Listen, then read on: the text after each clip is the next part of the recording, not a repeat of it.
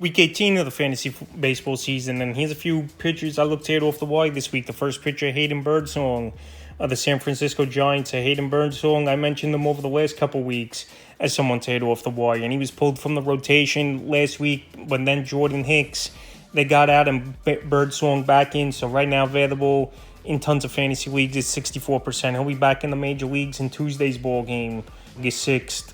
At the Washington Nationals. So Birdsong, he was a good piece for the San Francisco Giant team so far this season. And this Giant team, they're trying to make one last run into the wild card. Blake Snell, he's been pitching great, obviously a no-hitter a few days ago. Birdsong back in the rotation. Robbie Ray, Kyle Harrison, he's been up and down, and Logan Webb. So I think that's a solid five, and the Giants are going to make that last push to try to get into the last few outings for Birdsong. July 13th. Versus Minnesota, 5 innings, no decision, 2 hits, a run, 3 walks, 3 Ks. July 21st at the Rockies, 6 innings, got the win. 2 hits, 2 runs, 2 walks, 12 Ks, a quality start. And July 27th versus the Rockies, once again, 5 innings, got the win. 3 hits, no runs, 3 walks, 8 Ks. So Birdsong, I know he wasn't going that deep into games. The last 2 outings, I know the Rockies, one of the worst teams in the major leagues. And he's got a good matchup as well coming up on Tuesday, August 6th at the Nats. So Birdsong, since he's going to be back in the major leagues, and the Giants like what they've seen from him in the outings over the last few weeks, he's definitely an add this week. Because if he goes out there and has another good game, I don't believe he'll be available in less than 50% of fantasy leagues next week. And like I said, this Giant team, they're starting to play better baseball, and they're only a few games out of one of those wild card spots. The next pitcher is Yusei Kikuchi of the Houston Astros. So the Astros, they gave up a boatload for Kikuchi. Joey Wolfafito, Jake Bloss in that deal, Will Wagner, and that was an overpay in my opinion for a pitcher with a 4.5 ERA, even though last season he had 11-6 record with a 3.86. But on the year, 121 in the third, 4-9 record, 141 Ks, 4.67 ERA, 1.33 WHIP, and 8 quality starts. And it gets worse over the last month of the year, 27 in the third, 0-1 record, 43 Ks, a 6.59 ERA, 1.39 WHIP, and a quality start. But I think Kikuchi needed a change of scenery.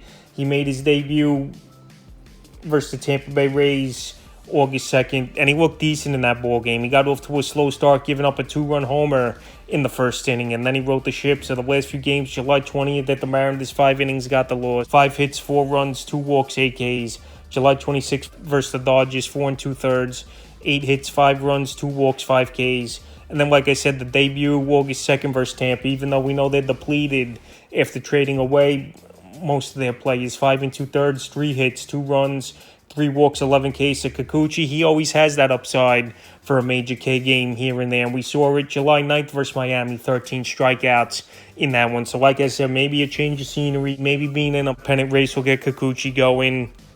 And Houston, we know for the most part, they've had success with most of their starting pitching over the last few seasons. So right now, while Kikuchi's available in 51% of fantasy leagues, I'm not saying he's going to go out there and do this every outing, but definitely someone worth the ad in those 10, 12-team leagues. Next pitcher, Eduardo Rodriguez of the Arizona Diamondbacks. So this Diamondback team, they've been on a run over the last few weeks where they were hovering in that wild card range, 3.5, 4 out at the time, and now the second wild card in the National League. And Rodriguez, he was their big offseason signing, and we haven't seen him all offseason. So now to get a boost, it's like making a trade at the deadline for this Diamondback team. So last season, Rodriguez with Detroit, 152 2/3, 13-9 record, 143 Ks, a 3.30 ERA, 1.15 WHIP, and 14 quality starts. So Rodriguez, if he could just go out there and give this Diamondback team even half in terms of ERA and innings pitched per game, which he was doing with Detroit, that's going to be a big boost. And like I said, he's got that number 2-3 upside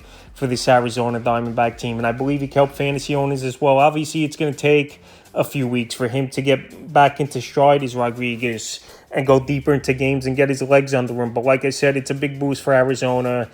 At this point of the season, it's tough to find starting pitching in fantasy baseball. And right now, while he's out there in 63% of fantasy leagues, if he goes out there in his season debut, which is a good ball game, then it's going to be tough for him to be out there on the waiver wire after this week. And it's a middle-of-the-pack matchup versus the Guardians. They just don't know which game yet He's going to start the next pitcher, Jeffrey Springs of the Tampa Bay Rays. So Jeffrey Springs, he just returned from injury. And we know this Tampa Bay Ray team, even though they're just around 500, they sold off all their valuable pieces at the deadline. The Rosarina gone, Zach Eflin gone, Jason Adam gone.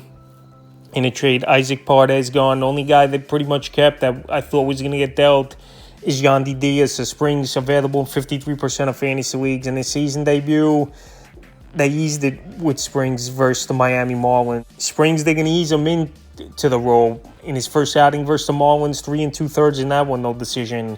6 hits, 2 runs, a walk, 3 Ks. Next outing, a tougher one, August 6th at the St. Louis Cardinals. Even though this Cardinal team, they've been a weird team up and down this season. Even though they went out there and they're trying to go for it all as well, making a deal at the deadline, getting Tommy Pham and Eric Fetty in a 3-way trade with the White Sox and the Los Angeles Dodgers. But Jeffrey Springs, he had electric stuff a few seasons ago.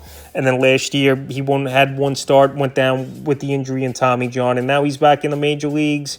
And like I said, this Tampa Bay Ray team, they've opened up some spots over the last few weeks, trading Aaron Savall to the Brewers, and then Zach Eflin traded away. So Springs is going to have a spot in this rotation. It's just about him going deep into ball games, and if Tampa could get him run support. Same thing with Eduardo Rodriguez, having to work up that pitch count and seeing if he could stay healthy. But right now, while he's out there, Springs in 53% of fantasy leagues, and if he has a good outing or two, he's not going to be available in enough leagues for owners to get the next pitcher, Sean Manaea of the New York Mets. So Sean Manaea, it's been an up and down first season for him with the New York Mets, but overall, the numbers I think are pretty solid. 113 innings, 7-4 record, 112 Ks, 3.5 ERA, a 1.20 WHIP, and 7 quality starts in the last month of the year. 29 2/3, 2-1 record, 31 Ks, a 3.03 ERA, 1.01 WHIP, and 3 quality starts. So Manaea is going out there.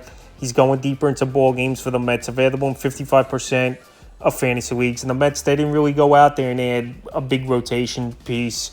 They just traded for Paul Blackburn, who's filling in at the back end of the rotation.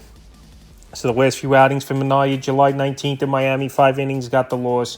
8 hits, 5 runs, a walk, a K. July 24th at the Yankees, 4 2/3, no decision. 3 hits, 2 runs, 4 walks, 4 Ks. And then a big bounce back game for him and his best outing of the season, July 30th versus the Twins. 7 innings, got the win. 2 hits, no runs, a walk, 11 Ks, a quality start. So like I said, you're going to get inconsistent outings here from Sean Manaea, but he's got that good K stuff, a strikeout per inning, which his Ks are up from last season, is Sean Manaea. I know he's got a tougher matchup tomorrow at the St. Louis Cardinals. It's not always going to... I know tomorrow's a middle-of-the-pack matchup at the Cardinals where they're hitting. He's been up and down over the last few weeks, even though they've added some pieces. But Manaea, he's on a contending team in the wild card race with the New York Mets. He qualifies at starter and reliever, which is always a good thing as well if you want versatility. And like I said, is a back-end rotation piece to be out there in 55% of fantasy leagues. I think he can help fantasy owners. Is Manaea this week. The next pitcher, Colin Ray of the Milwaukee Brewers. So it's very surprising that Ray is still out there in over 50% of fantasy leagues all season. Pretty much he's on this list every week, available in 59% of leagues. On the year for Ray, 115 1/3, 9-3 record, 90 Ks, a 3.59 ERA, 1.20 WHIP, and 6 quality starts. I know Ray, you don't go more than 5 innings for the most part, but he's still going out there, giving you good ERA. Win-loss record is good, even though it don't mean much nowadays, is wins and losses, but still it can help, and it's a fantasy category. And obviously in points leagues, it counts either way. In the last couple weeks for Ray, 10 1/3, 0-0 record, 14 Ks, a 1.74 ERA, a 1.06 WHIP. So we know this Milwaukee Brewer team, obviously first place in the Central, and pretty much the whole season they've been in that first place spot, and added some pitching help at the deadline, getting Frankie Montez, and going a few weeks back as well, Savall. July 14th versus Washington, 5 2/3, got the win. 5 hits, 2 runs, a walk, 7 Ks. July 23rd at the Cubs, 5 innings, no decision. 4 hits, no runs, 2 walks, 8 Ks. And July 29th versus the Braves, I thought he went out there and pitched decent. 5 1/3, no decision. 3 hits, 2 runs, 2 walks, 6 Ks. So like I said, he's not a flashy starter. He's Colin Ray, but I've seen worse pitchers on rosters this season in fantasy baseball. And like I said, he's going to go out there. He's going to give the Brewers a chance to win every game. going even the 5-6 innings at most, is Colin Ray. And he's got some crafty stuff where he could get players out without having to have a high whiff rate or a high strikeout rate. So right now, once again, while he's out there in 59% of fantasy leagues, he's an ad this week. The next pitcher, Ben Joyce of the Los Angeles Angels. Ben Joyce is taking over the closer role after the Angels had a fire sale of bullpen arms. Carlos Esvis, they got a great deal of prospects in that one, him going to Philly. And then Luis Garcia, right at the buzzer of the deadline, traded to the Boston Red Sox. So Ben Joyce, we know he's a hard thrower, throws 102 miles per hour. And I also know this Angel team, they're not going to get a lot of save opportunities and a lot of wins for the remainder couple months of the season. Joyce on the year, 24 2/3, 1-0 record, a save, 21 Ks, 1.82 with Esvis and Garcia gone, traded at the Major League trade deadline. Joyce is stepping in as the closer, and he's got electric stuff. It could be like a Mason Miller type of case where they're not going to win a lot of ball games, but when it comes into getting saves, strikeouts, and ERA, could be amongst the top relievers in the game is Ben Joyce. So right now, while he's out there in tons of fantasy leagues still, most likely the last chance for owners to get him off the waiver wire. He gets a couple saves in the next week or two. He's available. Joyce, 67% of fantasy leagues. And I don't recommend closers a lot, but there was a lot of movement at the deadline. And if you just need some closers on the wire, Joyce can help owners. Next pitch is another closer, Ryan Thompson of the Arizona Diamondbacks. So Paul Sewald, he was pulled from the closer role.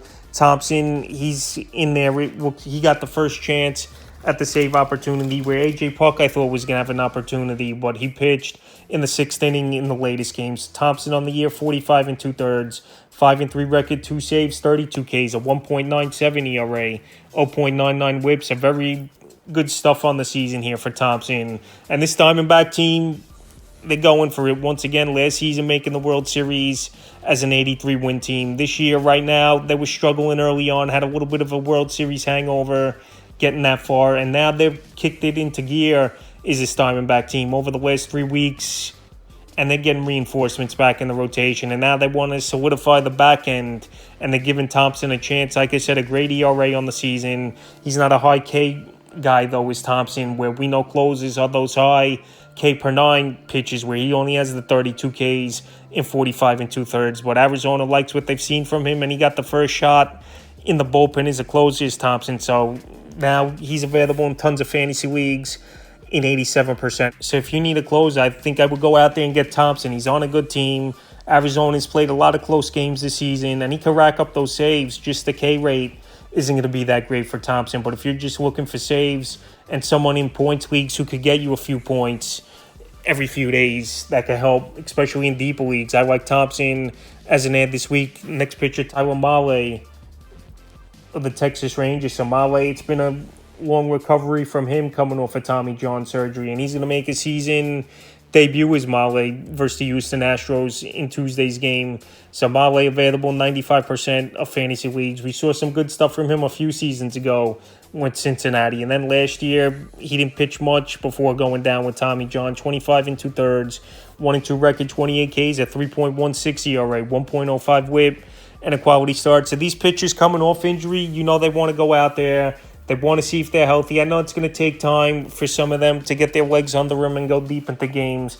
But at this point of the season, like I even mentioned, to get Eduardo Rodriguez back off injury this late for fantasy owners in the Diamondbacks, Jeffrey Springs, and also now Tyler Mahle. These guys are veterans in this league, and we've seen what they've done and the upside they can have, because it's very tough to find good and solid pitching and consistent pitching on the waiver wire week in and week out. And these players I would take a shot at. And like I said, I know this Texas Ranger team, it's been a down year after coming off the World Series and winning it last season, but they need some rotation help when Max Scherzer injured. And Tyler Mahle, I'm not saying he's going to go deep into ball games, but I think he can help in ERA. Obviously, he's got good K stuff where it was a strikeout per inning for him over the last couple seasons. And that'll make his season debut, and also playing for a contract in the next couple seasons is in Mahle. You know he wants to go out there and pitch well. So right now, since he's out there in 95% of fantasy leagues, and I would take a flyer on Mahle, especially if he could go out there versus a good Houston lineup and have a good season debut. He's worth an ad. And the final pitcher I looked at off the wire is David Festa of the Minnesota Twins. So Festa, one of the top prospects in this Twin system. coming into the season. And he had a stint last month, and then he returned to the rotation with Chris Paddock back on the injured list. And the Twins, they didn't go out there and make any deals for starting pitching at the deadline. So on the season for Festa, 19 and a third, 1-2 record, 21 Ks. I know the ERA is awful, 6.98 ERA and a 1.40 whip. But like I said, Festa's got upside.